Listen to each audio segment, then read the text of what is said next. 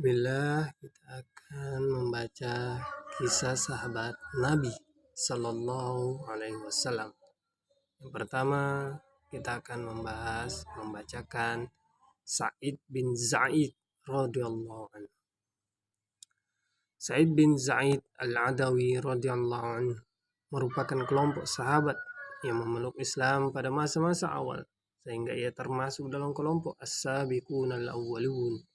Ia memeluk Islam bersama istrinya, Fatimah binti Khattab, adik dari Umar bin Khattab. Sejak masa remajanya, di masa jahiliyah, ia tidak pernah mengikuti perbuatan-perbuatan yang umumnya dilakukan oleh kaum Quraisy, seperti menyembah berhala, bermain judi, minum minuman keras, main wanita, dan perbuatan nista lainnya. Sikap dan pandangan hidupnya ini ternyata diwarisi dari ayahnya, Zaid bin Amr bin Naufal. Sejak lama, Zaid bin Amr telah meyakini kebenaran agama Ibrahim, tetapi tidak mengikuti agama Yahudi dan Nasrani yang menurutnya telah jauh menyimpang dari agama Ibrahim. Ia tidak segan mencela cara-cara peribadatan dan perbuatan jahiliyah dari kaum Quraisy tanpa rasa takut sedikit pun. Ia pernah bersandar di dinding Ka'bah ketika kaum Quraisy sedang melakukan ritual-ritual penyembahannya. Dan ia berkata, "Wahai kaum Quraisy, apakah tidak ada di antara kalian yang menganut agama Ibrahim selain aku?" Zaid bin Amr juga sangat aktif menentang kebiasaan kaum Quraisy mengubur hidup-hidup anak-anak perempuannya, karena dianggap sebagai aib seperti yang pernah dilakukan Umar bin Khattab di masa jahiliyahnya. Ia selalu menawarkan diri untuk mengasuh anak perempuan tersebut. Ia juga selalu menolak memakan daging sembelihan tidak disebutkan nama Allah saat penyembelihannya, dan juga penyembelihan untuk berhala-berhala. Seakan-akan ia memperoleh ilham. Ia pernah berkata kepada sahabat dan kerabatnya, "Aku sedang menunggu seorang nabi dari keturunan Ismail. Hanya saja rasanya aku tidak akan sempat melihatnya, tetapi saya beriman kepadanya dan meyakini kebenarannya." Zaid bin Amr sempat bertemu dan bergaul dengan Nabi Muhammad SAW sebelum beliau dikukuhkan sebagai nabi dan rasul. Sosok pemuda ini, yakni Nabi Muhammad SAW, sangat mengagumkan bagi dirinya. Di samping akhlaknya yang mulia, pemuda ini juga mempunyai pandangan yang sama dengan dirinya tentang kebiasaan dan ritual jahiliyah kaum Quraisy. Tetapi Zaid meninggal ketika kaum Quraisy sedang memperbaiki Ka'bah, yakni ketika Nabi SAW berusia 35 tahun. Dengan didikan seperti itulah Zaid bin Zaid tumbuh dewasa. Maka tak heran ketika Nabi SAW menyampaikan risalahnya, ia dan istrinya langsung menyambut seruan beliau. Tak ada ketakutan dan kekhawatiran, walau saat itu kaum Quraisy melancarkan siksaan yang tak terperikan kepada para pemeluk Islam, termasuk Umar bin Khattab, kakak iparnya sendiri yang merupakan jagoan duel di pasar Ukas. Hanya saja ia masih menyembunyikan keislamannya dan istrinya. Sampai suatu ketika Umar yang bertemperamen keras itu mengetahuinya juga. Ketika itu Sa'id dan istrinya sedang mendapatkan pengajaran Al-Quran dari sahabat Khabbab bin Aras. Tiba-tiba terdengar ketukan atau mungkin lebih tepat gedoran di pintu rumahnya. Ketika ditanyakan siapa yang mengetuk tersebut, terdengar jawaban yang garang, "Umar." Suasana khusyuk dalam pengajaran Al-Quran tersebut menjadi kacau. Khabbab segera bersembunyi sambil terus berdoa memohon pertolongan Allah untuk mereka.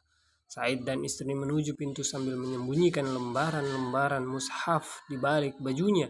Begitu pintu dibuka oleh Sa'id, Umar melontarkan pernyataan keras dengan sorot mata menakutkan.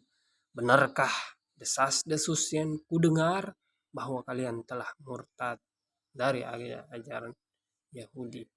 Sebelum kejadian itu sebenarnya Umar telah membulatkan tekad untuk membunuh Nabi Shallallahu Alaihi Wasallam. Kemarahannya telah memuncak karena kaum Quraisy jadi terpecah belah, mengalami kekacauan dan kegelisahan. Penyebab kesemuanya itu adalah dakwah Islamiyah yang disampaikan Nabi Shallallahu Alaihi Wasallam dalam pemikiran Umar. Jika ia menyingkirkan membunuh beliau, tentulah kaum Quraisy kembali tenang seperti semula.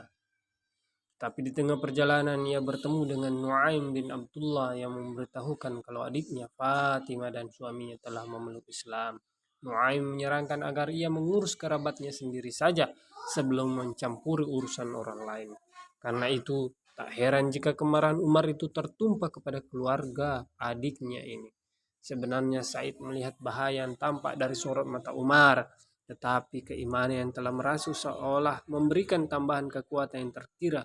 Bukannya menolak tuduhan, ia justru berkata, "Wahai Umar, bagaimana pendapat Anda jika kebenaran itu ternyata berada di pihak mereka?" Mendengar jawaban itu, Umar langsung menerkam Sa'id, memutar kepalanya kemudian membantingnya ke tanah. Setelah itu Umar menduduki dada Sa'id, sepertinya Umar ingin memberikan pukulan pemungkas untuk Sa'id.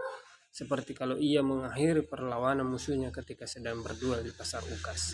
Fatimah mendekat untuk membela suaminya, tetapi ia mendapat tinju keras Umar di wajahnya sehingga terjatuh dan darah mengalir dari bibirnya. Keadaan Said sangat kritis. Ia bukan lawan duel sebanding dengan Umar, dan ia hanya bisa pasrah jika Umar akan menghabisinya. Tapi tiba-tiba terdengar pekikan keras istrinya Fatimah. Bukan ketakutan, tapi kepekikan perlawanan dan permusuhan dengan penuh keberanian. "Hai musuh Allah, kamu berani memukul saya karena saya beriman kepada Allah.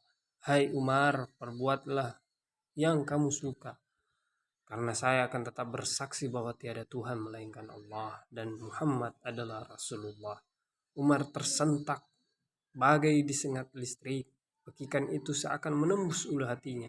Terkejut dan heran, Umar bin Khattab seakan tak percaya wanita lemah ini yang tidak lain adiknya sendiri berani menentangnya.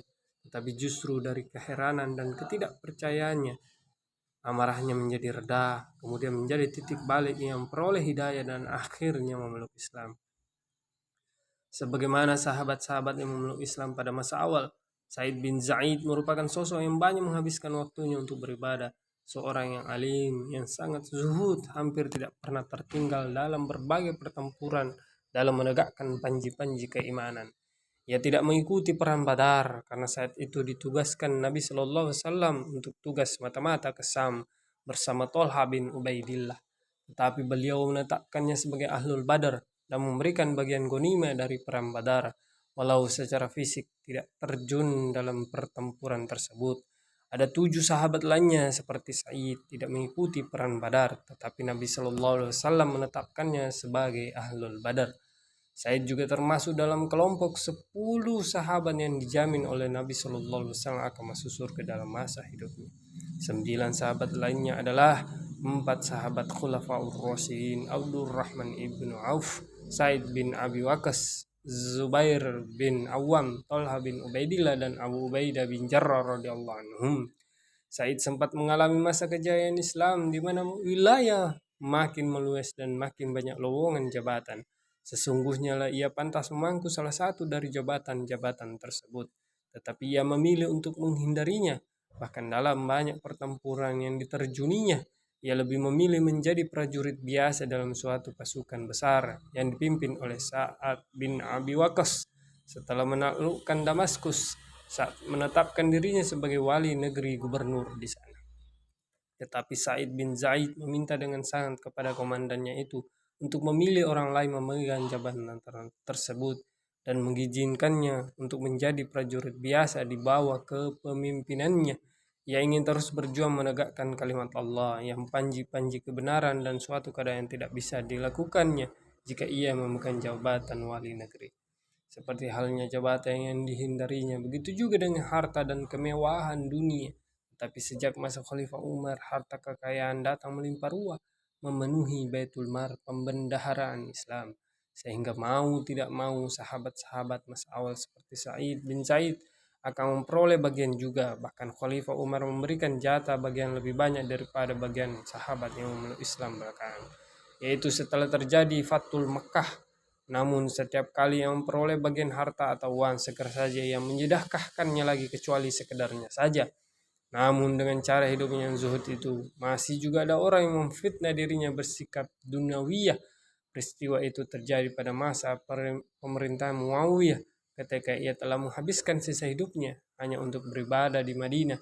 Seorang wanita bernama Arwa binti Aus menuduh Said telah merampas tanah miliknya.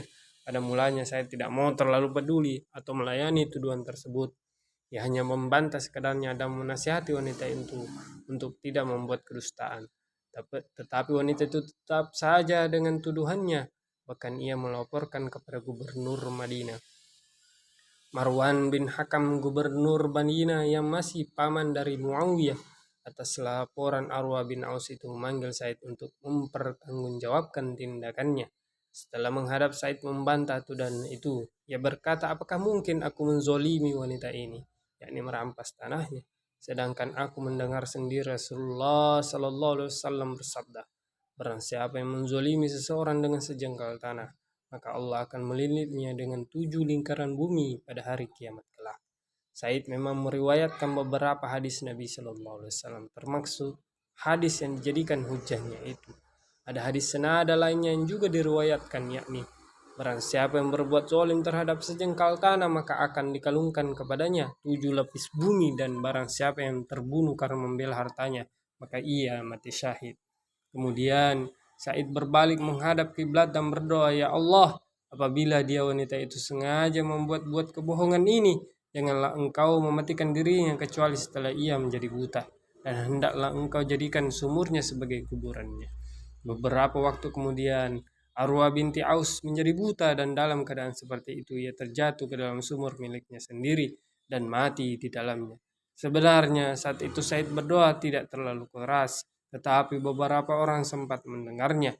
Mereka segera saja mengetahui kalau Said bin Said ada dalam kebenaran dan doanya makbul. Namanya dan kebaikannya jadi semakin dikenal, dan ia banyak didatangi orang untuk minta didoakan. Seperti halnya jabatan dan harta, kekayaan, keterkenalan, popularitas juga tidak disukai oleh Said bin Said ini. Walaupun ia sebagai sahabat as-sabiqun al-awwalin selalu berjuang dan berjihad di jalan Allah, setiap kali ada kesempatan dan menghabiskan waktu dengan ibadah, ketika sedang menggantungkan pedang, bahkan telah dijamin masuk surga oleh Rasulullah Sallallahu Alaihi Wasallam ketika masih hidup bersama hanya 9 sahabat lainnya. Tetapi ia tidak terlalu menonjol dan terkenal dibanding sahabat-sahabat lainnya yang memeluk Islam belakangan, seperti misalnya Khalid bin Walid, Umar bin As, Salman Al-Farisi, dan lain-lainnya.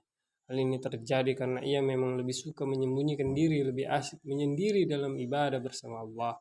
Walau secara lahiriah ia berada di antara banyak sahabat lainnya. Setelah peristiwa dengan Aura bin Aus dan banyak orang yang mendatangi dirinya, Said merasa tidak nyaman, apalagi kehidupan kaum muslimin saat itu.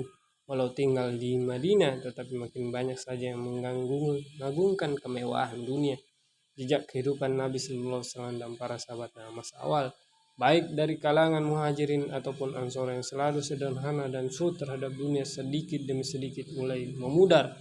Karena itu Said pindah ke daerah pedalaman, yakni di Aqib, yang wafat di sana pada tahun 50 atau 51 Hijriah. Tetapi jenazahnya dibawa pulang ke Madinah oleh Said bin Abi Waqqas dan Abdullah bin Umar, keponakannya sendiri. Kemudian dimakamkan di Baqi di antara beberapa sahabat Rasulullah Sallallahu Alaihi Wasallam lainnya. Masya Allah. Itulah kisah sahabat Nabi Sallallahu Alaihi Wasallam yang bernama Said bin Zaid radhiyallahu anhu. Assalamualaikum warahmatullahi wabarakatuh.